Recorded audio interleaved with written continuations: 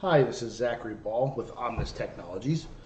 Today I'm going to be doing a follow-up video on last week's article, but let's dive right in on the pros and cons of storage, cloud storage for business.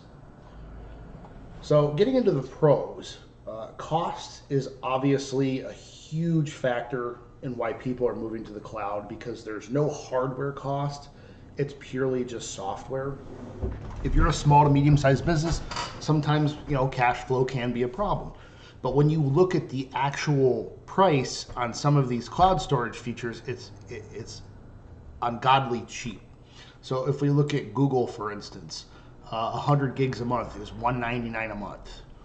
200 gigs, $299 a month. 2 terabytes, $10 a month. 10 terabytes, $50 a month. That is insanely cheap. I personally use the 100 gig, and I've been using that for probably a good 5 or 6 years now, and I haven't hit the 100 gig mark yet.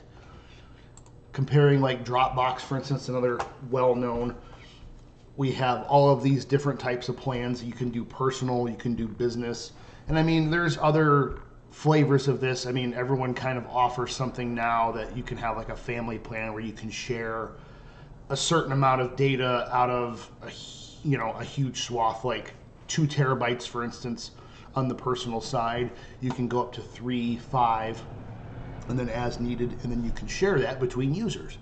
But let's take a look at the price for that. So 2 terabytes is roughly $10 a month for an individual, $16.99 for family. But like I said before, that's the biggest advantage to cloud storage is price. You don't have to pay for any hardware. It's purely just a subscription fee and maybe possibly a little bit of software that you have to install. But moving on back, speed is obviously another consideration you want to have. If you're running very slow internet, doing the syncing or the backing up can be probably very time consuming. Luckily, most of our clients here in Bradford and Olean have broadband or fiber, but that's something you want to consider when looking at cloud storage is what kind of speed are you running?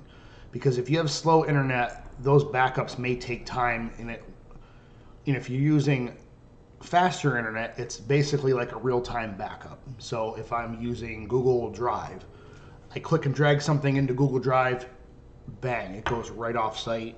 It's synced, it's done. But if it's a larger file, that could be a couple of minutes. Something could happen.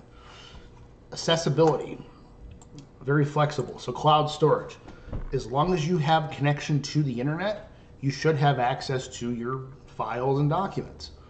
Mobile device, tablets, desktop, laptops, doesn't matter. We live in a very wired world today, and you can basically always have access to your files as long as you have access to the internet. That's another good thing. We use OneDrive here at Omnis Tech. I have access to all of my client folders and documents. I can do it from home, through the online portal. Accessibility. As long as you have internet, you can access your stuff. So obviously getting into the cons, privacy tends to be a big one depending upon your comfort level with the cloud. Now, another factor of this is depending upon what kind of data you have.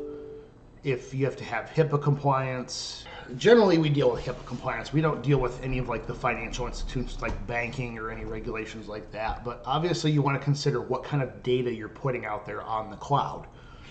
Find a solution that is HIPAA compliant.